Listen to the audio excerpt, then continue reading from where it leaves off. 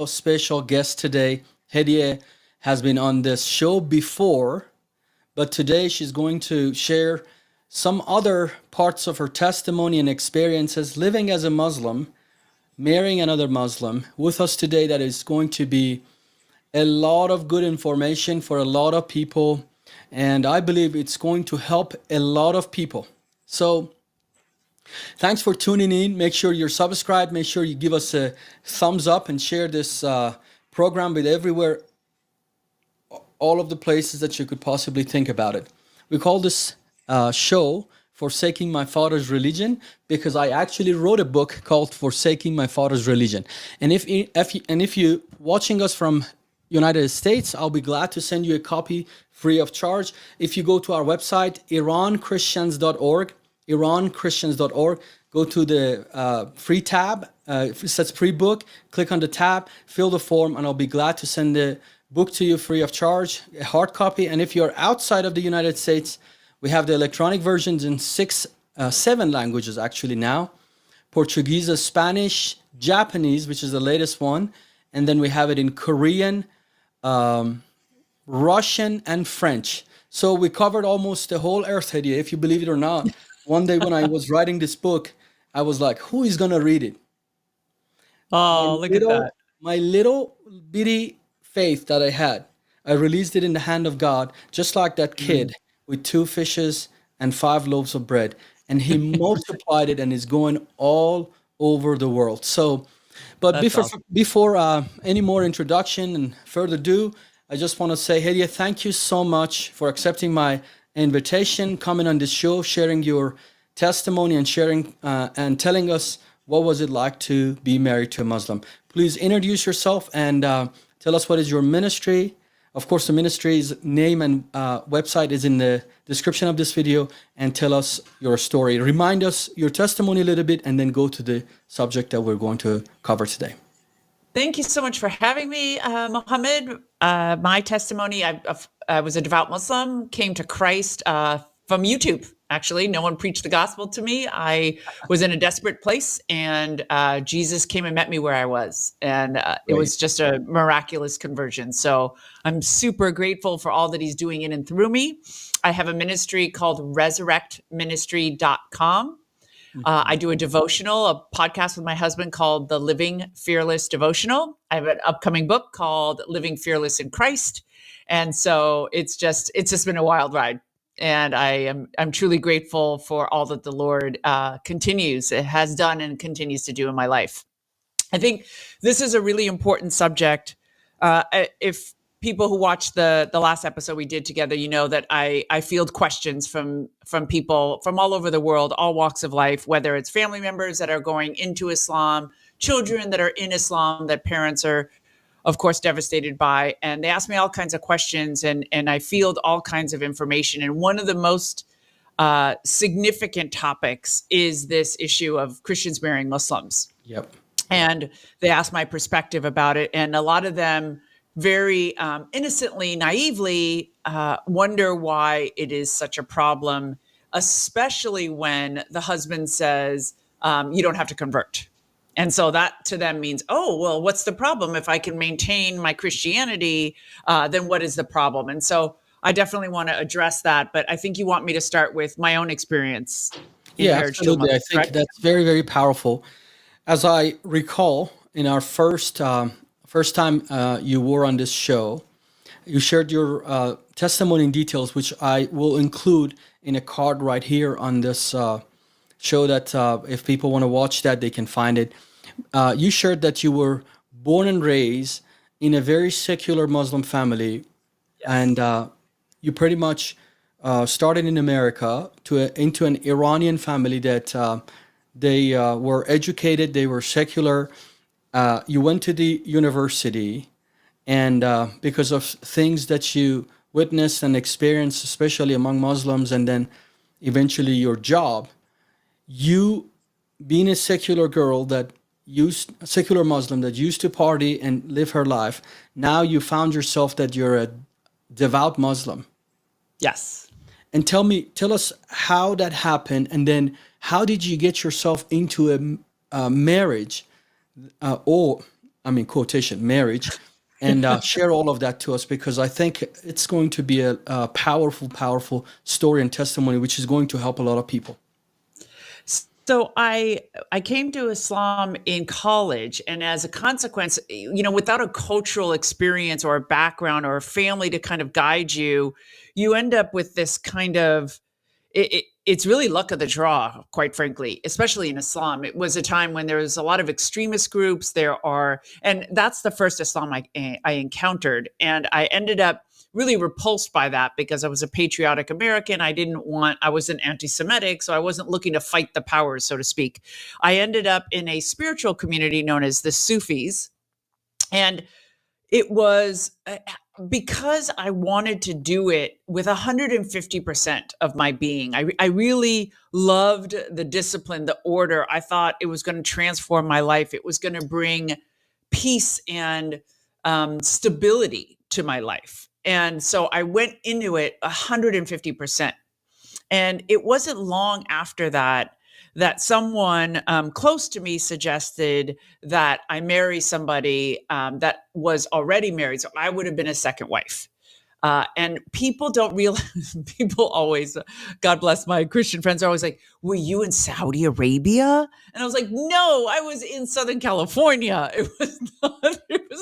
This didn't happen in Saudi Arabia. And if you knew that there are thousands of Muslim women in the United States that are in these illegal polygamous relationships in the Muslim world, you'd be very surprised Almost at how many unreal. It's almost unbelievable. But I have heard so many stories and so many things that people, especially those people, don't dare to share. Usually, it's their families or their loved ones that they contact our ministries and share that this is the situation. What can we do for them?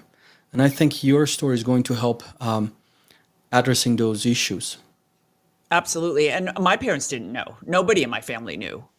And it was actually when my mom found out, she fainted. So it was devastating because, I mean, and the if you thing were is, my sister, you're my sister in the Lord. But if you were my sister, I would have fainted. I'm like, how could this even happen to us as a family? How could this? We send you to college, we sent you to university to get educated, and go up the ladder of the educations and become who you want to become, and then now you married a Muslim, not even being married, you're a second wife to a Muslim here in the United States.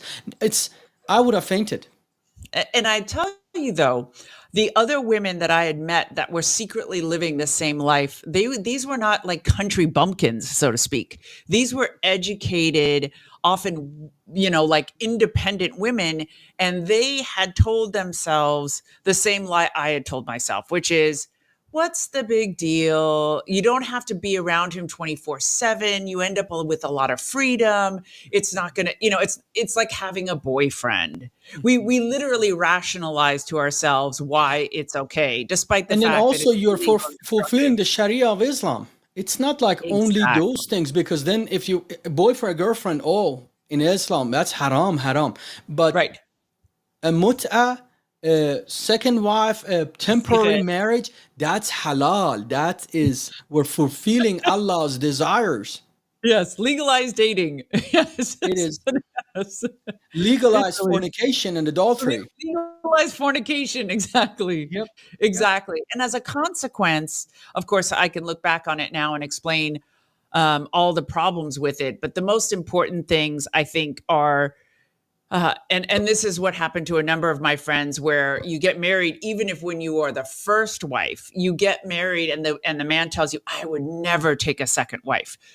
Don't worry about that. That's not going to happen. Inevitably, almost every single woman I grew up with in that situation, the husband ended up taking a second wife because it's culturally acceptable. His friends accept it. He knows under Islamic law that's permissible, sometimes even encouraged. And so as a woman ages, or let's say her body type changes, a man starts to stray, and then the woman has no recourse to stop it. And And I it think, Hediat, there's another very how do I call it, diabolic thought that comes to the mind of a man, that if I create competition, I will have a better life in between the spouses, the wives. The more wives I have, Right. the more competition they will have, the more I will be served. I think that's Yes. another aspect into this, weaved into this polygamy.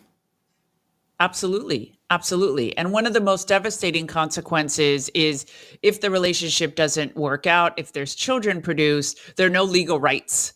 So you'd have to go through the process of establishing paternity and then claiming rights only for the child, but there are no marital rights. And in fact, if you were to try to fight over the fact that there were marital rights, then you're a polygamist, which is illegal for either party to do Yeah. that. So you're basically stuck in this cage where you're not, you have no recourse in terms of wanting to get out. And oftentimes, if there are children produced, most non-Muslim women or even Muslim women think that they'll get possession of the children, but under Islamic law, you won't. So once the child reaches the age of puberty, which in Islam is 7 or 8 years old, depending on it's a male or female child, the child is supposed to go to the man. Yep. And this also becomes a very devastating reality for a divorced Muslim woman. And that would, of course, happen to a Christian woman as well. Another issue is in raising the children.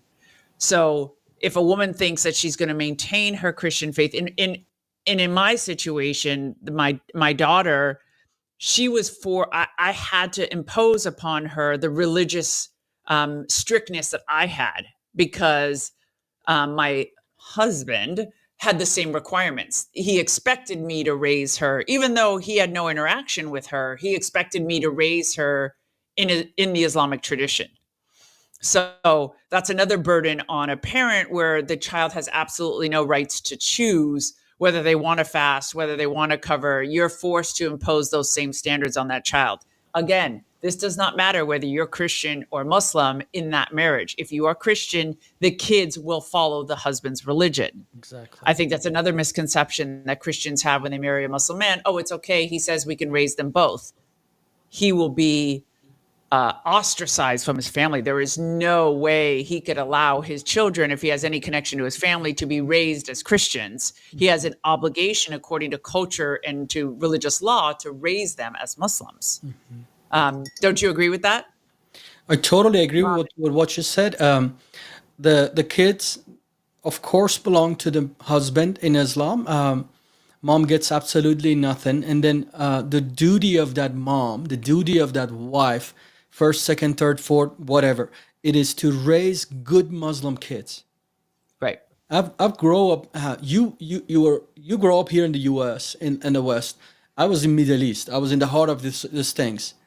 And then when my aunt and uncle got divorced, I mean the kids just by default, they just go to my uncle, and my aunt just brought home nothing but shame and guilt, and it was always her fault because if she was a good Muslim woman, that man would have Yeah. stayed. It's because it's her fault. So another thing I want to point out because. Some people, I've heard this. I just want people to know that they say, well, if somebody is stupid enough, we'll do something like that. Go and marry. I mean, they're good Christians, but if they're stupid enough, uneducated, type of Bedouin villagers, country people, hillbilly, whatever terminology you want to use it, that these type of people usually go married Muslims, or these type of Christians usually go become someone's second wife or whatever. I mean, educated, smart people, that would never happen. Can you tell us when you were going to become a good Muslim, what type of education were you getting and where were you headed? And that the audience know you I weren't one of these people that No, I grew up in Beverly Hills. I came from a very wealthy family. I had just graduated law school. I had a wonderful career ahead of me. And that almost fed into it because I was told by the men in my family I was too strong. I would never be a traditional housewife. That, this notion, the kind of curse that was put over me was you'll never fit that mold. So when the opportunity presented itself that you don't have to fit that mold, you're actually perfect for this alternative mold that Islam creates. I was like, okay, that makes sense. I literally rationalized myself into the position because my heart was so burdened by the fact that I couldn't achieve any normalcy. I wouldn't have a normal marriage. So I might as well take this other option. It was basically door number 2 or nothing. And I think it's really important for people to understand that, because the women who have suffered through this that I've spoken to over the years had similar stories. In other words, they were either divorced or they also were strong women, lawyers, doctors, other women who felt like in a tradition. And oftentimes you have to understand that a woman that is in a successful career does have limited options, because Muslim men don't like very strong women. They're hard to control. And so it becomes a self-fulfilling prophecy that they end up in these alternative relationships because the traditional Muslim man doesn't want to marry them. And so by default, you end up in these strange kind of alternatives that, quite frankly, the community tells you is not strange. Of course, the first wives will say, this is horrible, we don't permit it. But you know there's hundreds of years of Islamic history where it happened and that it was accepted. And in most Muslim countries, it is permissible under the law. So it is affirmed culturally and religiously. So it's not so strange. I mean, one thing when I was going through therapy and my therapist was trying to wrap her head around, I see you, Hedia, that this woman in front of me, I don't understand how this woman did that. And so her conclusion was, you have a disorder. Like you have. It can be. This is not normal. We have studied thousand years of histories and cases. We don't have a person with this type of character, education, Right. family would do You must be something crazy. this crazy. It has You to have be a new disorder. Did she call it anything? She called it dissociative disorder. And I'll tell you why. So dissociative disorder means that you have the ability to separate out circumstances in your life without emotion. In other words, you make these decisions and you disassociate yourself from the consequences of those decisions in a very almost like a diabolical way. In other words, you don't allow them to hurt you. You don't cry over them. You don't get emotional because you've managed to kind of create this separation in your mind over what's right and what's wrong. I mean, in the layman's terminology, It made a little sense because it's basically saying that you talk yourself into it. And you don't listen to the little voice inside of you. The way she described it was, you don't listen to the little girl in you saying, no, I don't want to do this. This isn't right. your conscience telling you shouldn't do Yes. it. In a layman's terminology, English is my third language, so let me help you. What is this condition? What's this condition called? It's called self-deceiving. You Yes. just deceive yourself that I'm going to be okay. This condition is going to be different, and this is going to fit for me. And well, I'm a strong woman, and I won't be a housewife ever. Therefore, it is you just talk yourself into self deception, and then you go for it. Yes. So now Yes. walk us through. So now you went to the mosque, get married, or the imam came to your home, or the sheikh Come to the home. They come to so- the home because you can't, it's not publicly known because we're in the States, right? So it's you just bring 2 witnesses and a friend to read the marriage vows over you. the nikah. Yeah, the nikah. Surah. So he comes over, this imam with this turban on his head, and then recites something that both of you don't understand because you speak English. He spoke English, maybe Urdu or something. Where was he from originally? He was Asian. Huh? He was Asian. So he was Asian. Asian. So he spoke one of the I don't want to say what country, but one of the Okay. Asian languages in Arabic. So he understood. So he understood. That's the Yes. first Muslim I've ever met in my life that understood what Arabic said. So this guy comes and recites something, and then you're married now. You can go and Yes, wow. that's it. And then And you don't have the you told papers, none right? of your family members. There was no one that you No. dare to tell. Okay. So tell us, how did it go after now? I think the imam left and we're married, I guess. So what does this marriage looks Well, and like? then you consummate the marriage, and but we didn't live in the same country for most of the time. So we were meeting in either a foreign country or in one of the states in the United States. It was a long distance relationship as well. Yeah. And he had his wife and his children in the Family other and country. yes. Yes. That is something. Wow. And you agreed with all Yeah. of this. I'm sorry to say, but yes. Wow. It's not So it's not easy to admit because I some of your viewers, I don't know if it was your viewers or Sean, that was it just really upset at me and texting in the chat saying, "How could you do that to your kid?" And I was like, "Well, nobody sets out wanting to do this to their kid. I actually was told for most of my adult life I'd never have kids. So I didn't set up this relationship to create a child as a result of it. And and then later, miraculously, literally, I was in the middle of the war in 2006 in Beirut, and I felt very, very sick. I went to the emergency room, and they told me I was pregnant. So it was just an absolute shock. Turns out to be quite a miracle for me, but I didn't set out to create a child in that situation. wow. But so, but I came back to the States to make sure that my daughter was born in the United States. But the thing is that and the reason I didn't lose my wits because I made sure I actually did not put his name on her birth certificate because I knew under Islamic law he would have rights to the child, and so I wanted to make sure that no matter what happened, that he would never be able to exert those rights over my child as long as we stayed in the United States. Wow. So I didn't put his name on her birth certificate. How long this marriage lasted? 25 years. Wow. I'm about to throw myself off this. If this wasn't a live show, God knows. I don't. People say, "How did you stay so long?" I had an amazing career. It just day after day, life just continued. It didn't occur to me. It wasn't. It wasn't important. It wasn't on my radar. It was literally only once Islam started to unravel that it occurred to me that I was messed up. It was like the Veil tour.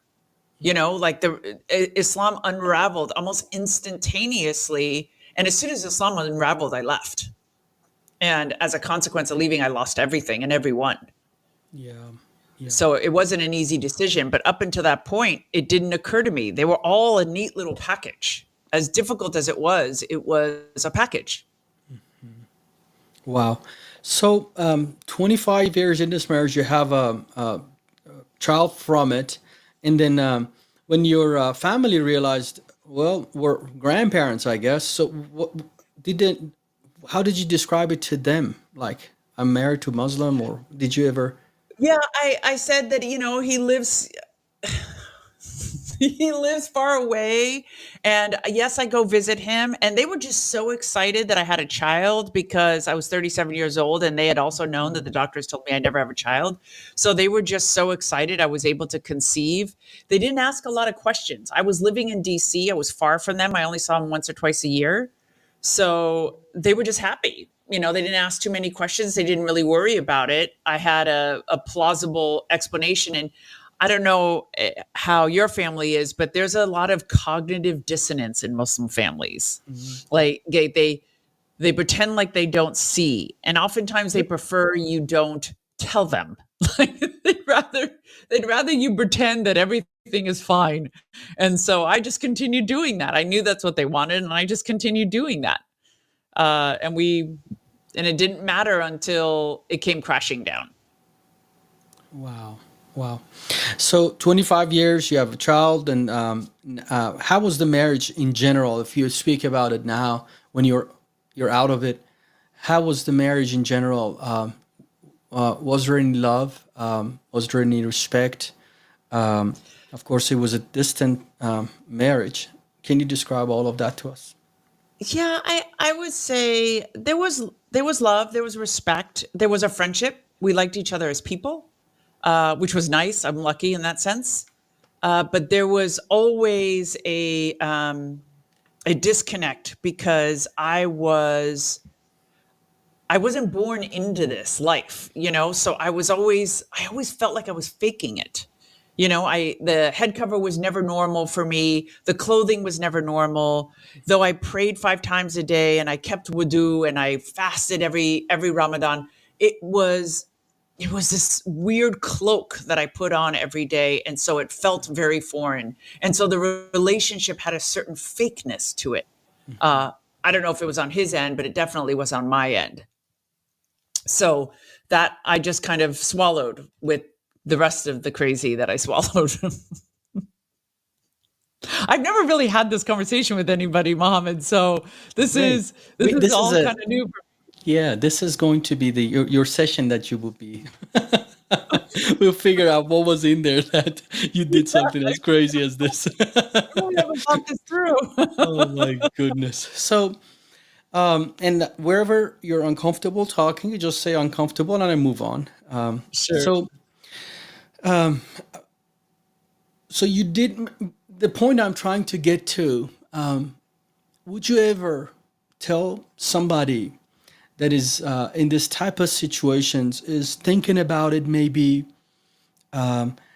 is thinking now like searching on YouTube, searching on Google, should I marry a Muslim? Or let me ask somebody that they have already been in marriages with Muslims.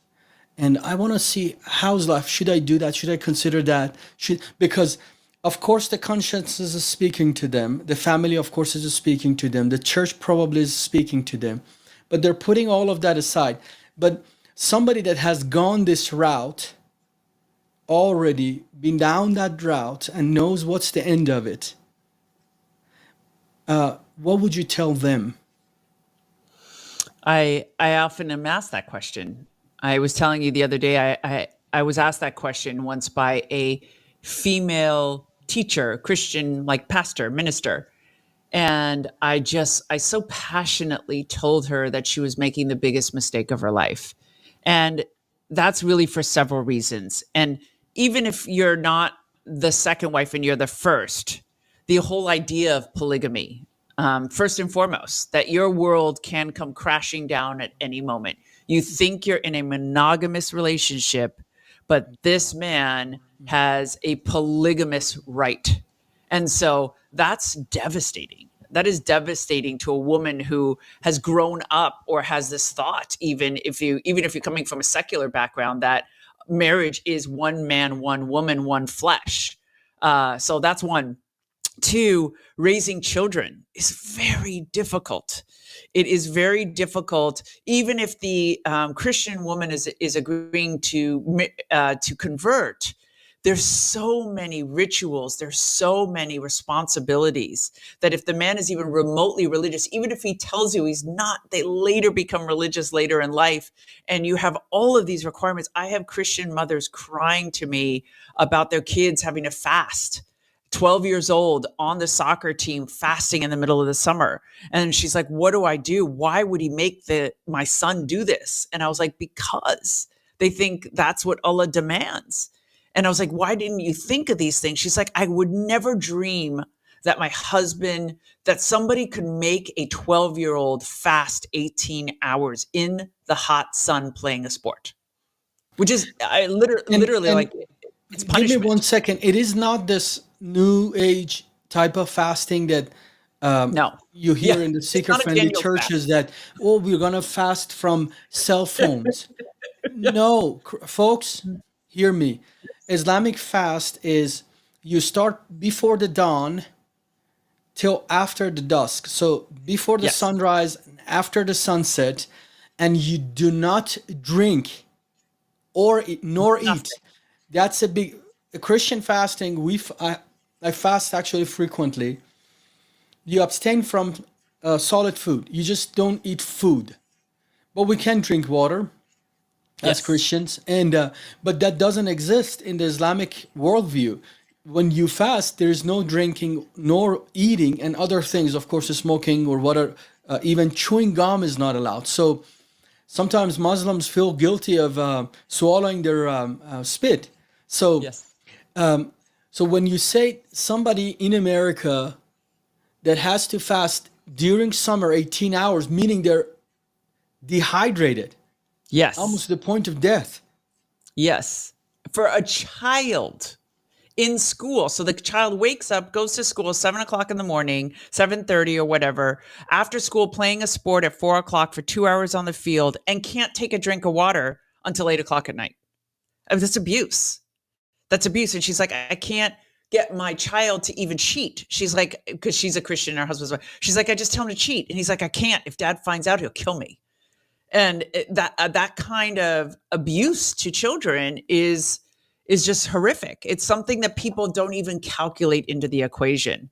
The And I cultural promise you, alien. before these two got married, this couple that we're talking about, that this husband is making, this Muslim husband making this 12 years old to fast this long during summer, before they got married, the husband told her, no, no, don't worry about it. It's Don't all worry. gonna be beautiful. You can look, I'm a feminist Muslim. I'm all for you, woman.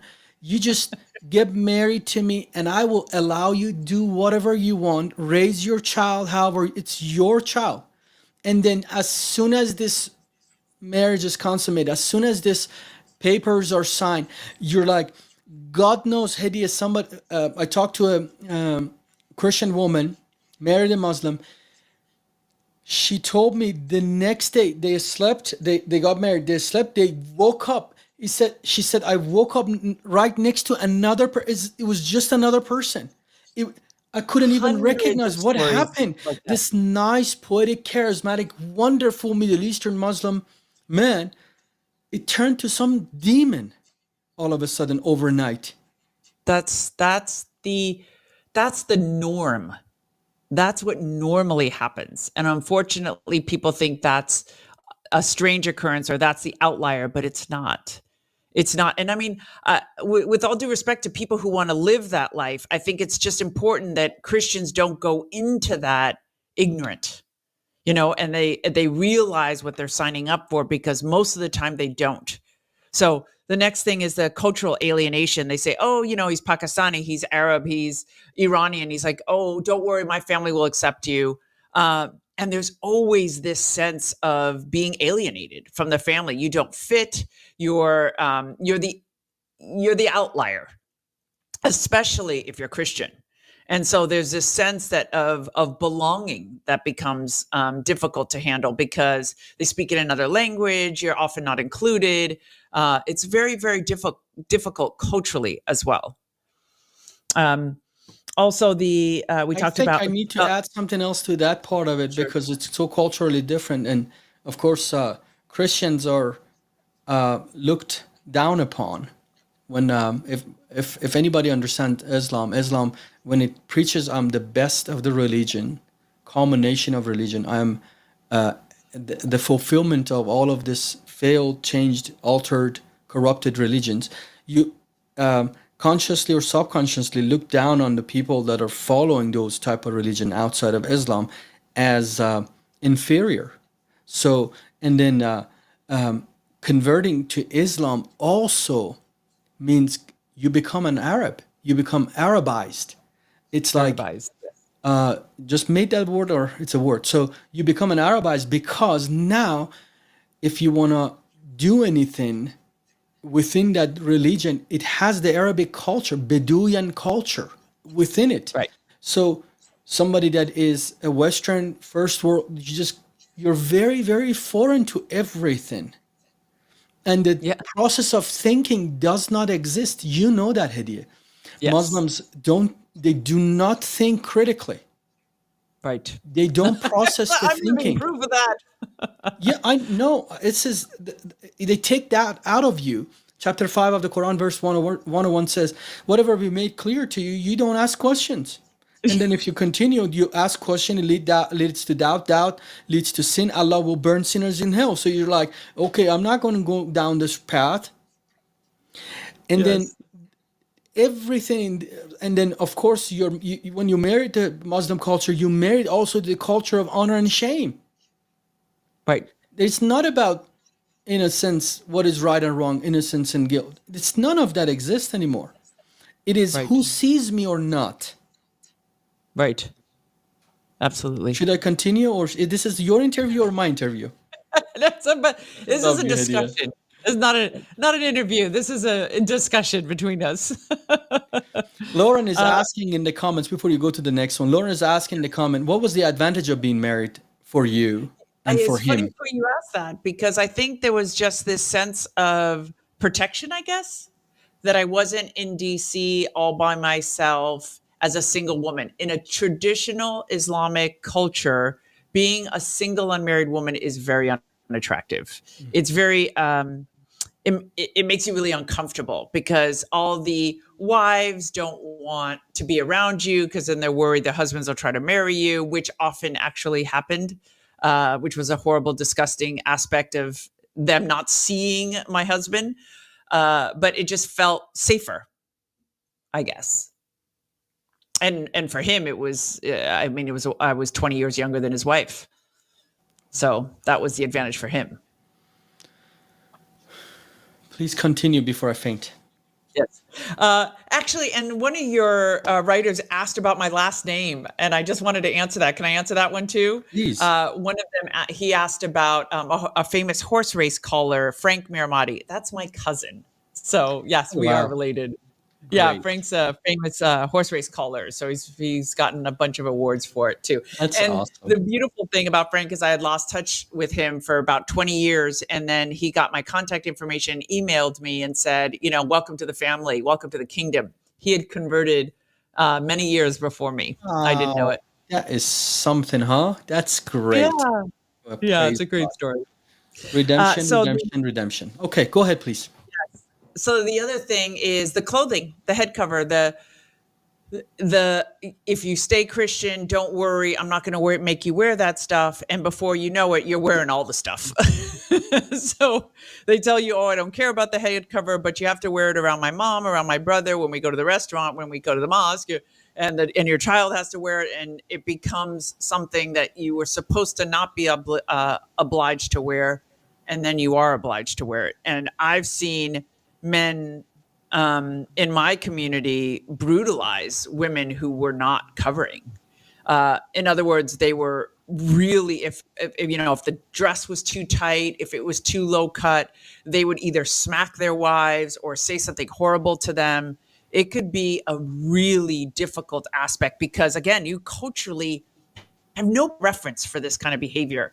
And to you, a skirt is fine. It's right above your knees. What's the problem? And to somebody else who sees that where your skirt has to be to your ankles and then smacks you for it, you're just kind of just completely blindsided by the ridiculousness of that. And so I can't overemphasize that because, again, it becomes something that you culturally are so unaware of what the boundaries are that it becomes very difficult to maintain. And So the clothing, the practices of all Islam, of them. and then being so culturally different. These are some of the points. And then, of course, your child has to follow the religion of the husband. Right. What And else? then ultimately, if the relationship does not, and polygamy, right? That's the big Polygamy one. is the big one. Of course, you're Yeah. thinking you're going to this marriage. It's going to stay between you and him, and then he's thinking this is just another one. Yes. And then finally, the custody of your children if the relationship doesn't work out. Yeah. You have a huge battle. I have one friend of mine who was in Morocco, both Americans, both converts, in Morocco, living, just studying. Her and her husband. They've got 2 kids. He brings a woman, a Moroccan local, into the house and says, "This is my second wife. She's going to live with us." To an American, and she was like, "Are you kidding me? Absolutely not. No way." And he's like, "Well, guess what? You don't have a choice." And she says, "What do you mean I don't have a choice? I'm leaving. I'm going back to the States. I'm going to go to my parents. I'll take our kids." And he's like, "You are not taking our kids." And she says, "What are you talking about? They're my kids. They're Americans. I can take the kids if I want." And he's like, "We're in Morocco. You're not taking my kids." You're in And Morocco. We're Muslims. This is a Muslim country. It rules with she Islamic literally law. couldn't take her kids. Yeah. It wasn't her home country. It's not his home country, but she couldn't take the kids out. Because the embassy refused to help her. The State Department refused to help her and says, well, you went there. This is your problem. This is a domestic issue. You guys have to solve it. Yeah. And the Moroccan government said the rights are with him. Yeah. They wouldn't interfere. So you just don't realize the kinds of situations you can get yourself in without even realizing it. And you think nobody wants to plan for a divorce, but you have to be wise and think about, well, what's going to happen if this doesn't work out? Mhm. And I think that's a really significant one for people to consider. It really is. It really is. We've been contacted, Hediye. Folks, listen to me, please. We've been contacted by women in Muslim countries, in Middle East, North Africa. They have asked us that we could, if as a ministry, we could go in and rescue them because they can't even get out. And I'm talking to you about Western woman, American woman, married Muslim.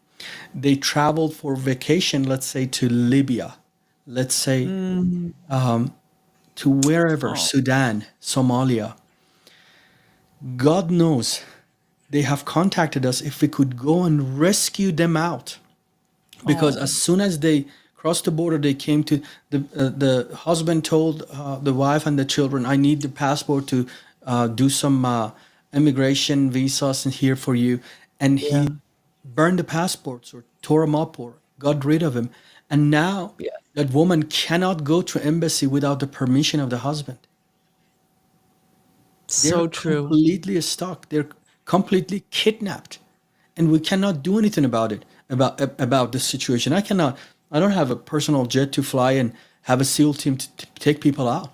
But this is happening. This is the consequences. Consequence. One of the consequence of you thinking your case is different. In this Right. situation, this man is different. This is a good Muslim man, and Well, the and see, bad that's the ones are thing. gone. Yeah, and it's the thing is that, well, he's not a terrorist. He's not an extremist.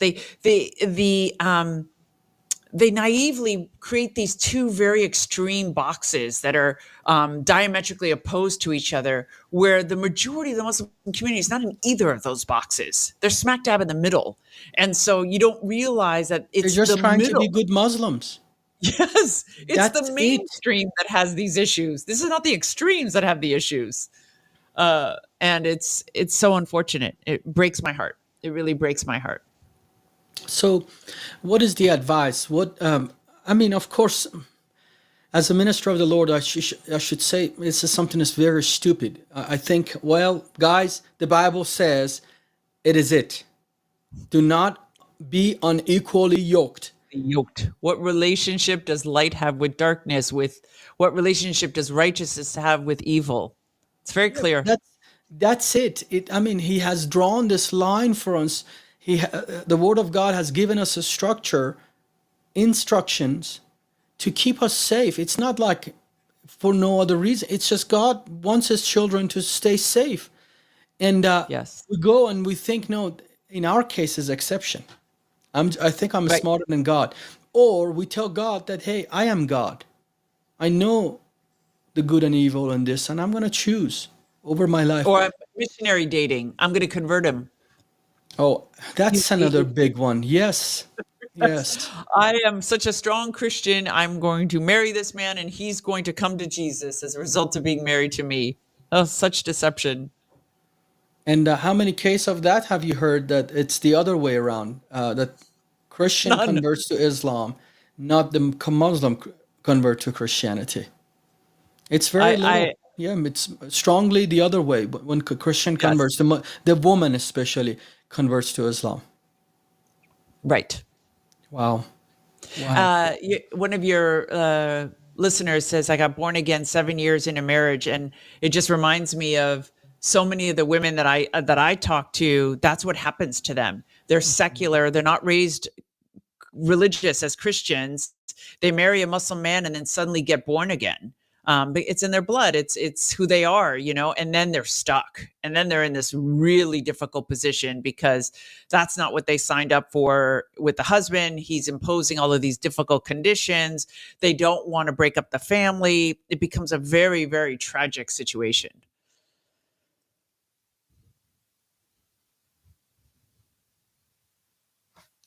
I'm I sorry. actually had someone here, a very strong woman again, army officer, great career, and she married.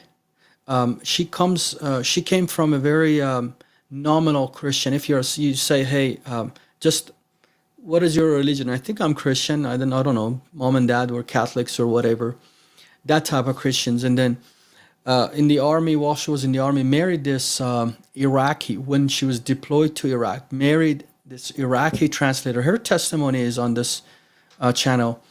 And then it got so bad, had Hidia. This marriage was so abusive and so bad Oh, that she actually goes from a nominal Christian to a Muslim in this marriage. She converts to Islam, 2 years, practices Islam wholeheartedly to with this hope that I'm gonna please my husband and somehow this marriage is gonna work out. 2 years later, it gets so bad, so abusive, that she starts seeking for other solutions. And she actually finds Christ in the midst of this chaos and oh, converts, Lord is becomes a born again Christian now. And of course, when the man becomes physically very abusive, and then of course, after her visa situation was resolved, he comes here as a on a marriage visa, and then of course gets his green card. Pretty much, he was done, and then that marriage falls apart. And now, out of that, I think she was in that 7 some years. wow. And then out of that came out a great Christian, very bold and great Christian because of what when she went God through. makes beauty out of ashes, right? Yeah, I don't think you need to make your own ashes. Do you know what Right. I mean? Like Don't that make a God grave that somehow God's got to dig you out of. you can do it right now and not go through all of this heartache, Right. headaches, problems that, and then ask God to uh, bring Save you. glory out of it all of a sudden. No, don't Right. go through it, and God has a nice Christian man somewhere for you, and then you can Absolutely. get married. Uh huh. I was going to say that another piece of advice, if I can give your listeners, is protect your children. If you have survived and not done this, protect your kids from making those mistakes. I met some Egyptian Coptics who have these crosses tattooed on the inside of their wrists. And I asked them, I said, did you do that? Because, you know, being a Christian in Egypt is not easy. You know, it's a majority Muslim country. The Coptics are constantly getting harassed. The Catholics are constantly getting harassed. And she said, we're given this tattoo. It's put on us by our parents because they want to make sure when we start school that we don't try to deny we're Christians, that the Muslims will know we are Christians. And I was like, Wow. that is the best thing I've ever heard. I was like, if we would all tattoo our children before they Yeah. started grade school, we would be giving the world a sign. You know what? It's like robbing a house. Don't try, go to a different one. This one's going to be way too difficult. And that's really what we need to do is we need to arm our children and our household so that if the devil comes to take our children that way, we say, you know what, devil, you should try a different house because we're going to put up a fight in this house. Yes, And absolutely. you know, and I think I've seen too many parents who say, you know, we try to love on them and we want them to feel welcomed. And I'm like, welcomed? How could you're about to lose your child to the devil? How could you say you want them to feel welcomed? You know, Yeah. you should throw yourself bodily in front of that relationship. I mean, if your kid defies everything that you do to try to stop it, that's a different story. But you should do everything in your power to stop it. Literally everything you possibly can do to stop it. Absolutely. I think the virtue signaling, being nice. I don't think if you read the Bible correctly, it says be harmless as doves, but shrewd as a snakes. I mean, Yeah.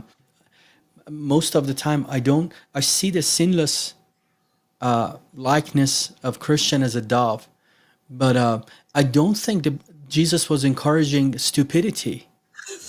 No, never. Dumbness, being slow. I don't think God was telling us, okay, whatever comes, we just need to roll with it because we're Christians. God knows it. If you read the Bible correctly, it says the fear of God. The proverb says, "Fear of God is to hate Better evil." wisdom. Yes. It's to hate evil, to abhor it. And this is evil that your child is flirting with this type of ideas or thinking about even converting or marrying a Muslim or any of that. And somehow you think something good is going to come out of it.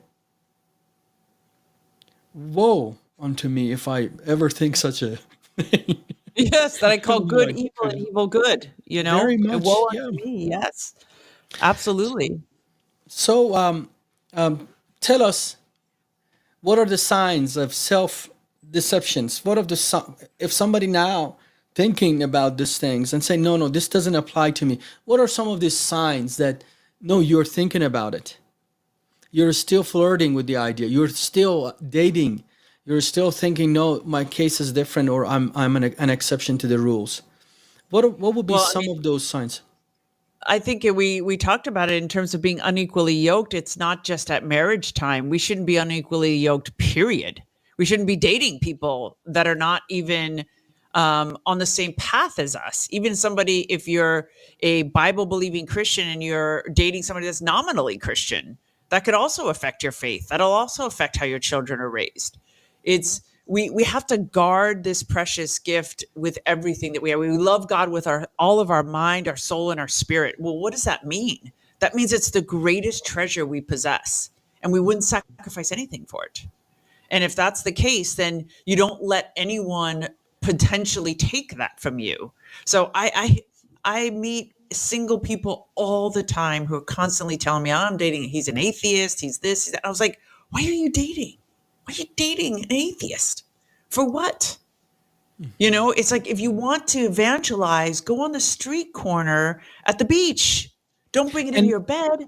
um, It's- Hedia, Jesus didn't tell us that we can date people to evangelize. Um, no, it's he not. sent his disciples, he sent them two by two in groups. He never sent them on dating or individually. That Absolutely. is the bottom line. If you want to evangelize and you want to go see this Muslim, if he's a male, you take a male companion with you, or you send male forward to go and evangelize. If it's female, you do the same. Absolutely. And you don't do it, whatever happens in the dark, in isolation, in the corners, away from people, away from light, it will lead to sin. Absolutely. One of your viewers asked, "What if we fought against this for a year and a half and we're unsuccessful? We're heartbroken. What could we do?" And I get asked this many times, and I'll tell you, you never give up hope, right? The Lord, His sheep know His voice, and no one can snatch them out of the Father's hand. So even if they have temporarily left, my advice is to continue praying, continue interceding, and continue creating the conversation and leaving the door open. In other words, question them about their faith. So, what do you believe? So, oh, you're praying 5 times a day. How's that? Is that difficult? I'm sure that's kind of difficult. Are you praying in Arabic?